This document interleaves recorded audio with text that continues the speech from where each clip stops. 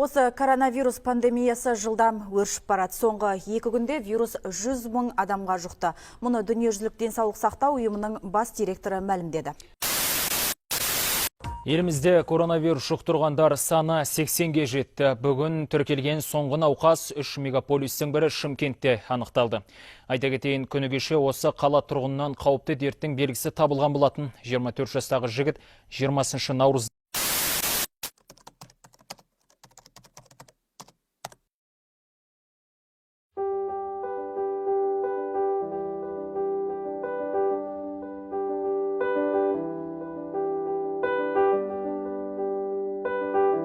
Мен үйде болып, өз шеберлігімді одан әрі шыңдалдым.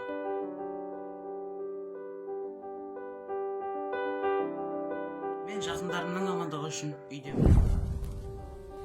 Ел амандығы үшін мен үйдемін. Достар, карантин уақыты қалай өтіп жатыр? Карантинда біреулер спортпен айналысады, ал біреулері үйіне көмектеседі.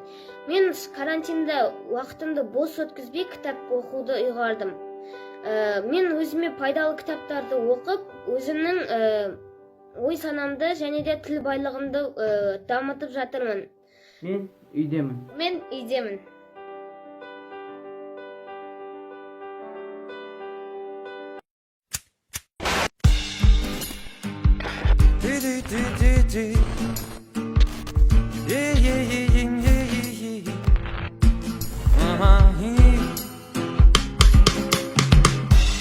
Мамырдың айлы түні, кеудеме сіңді көк шөптің түтіні.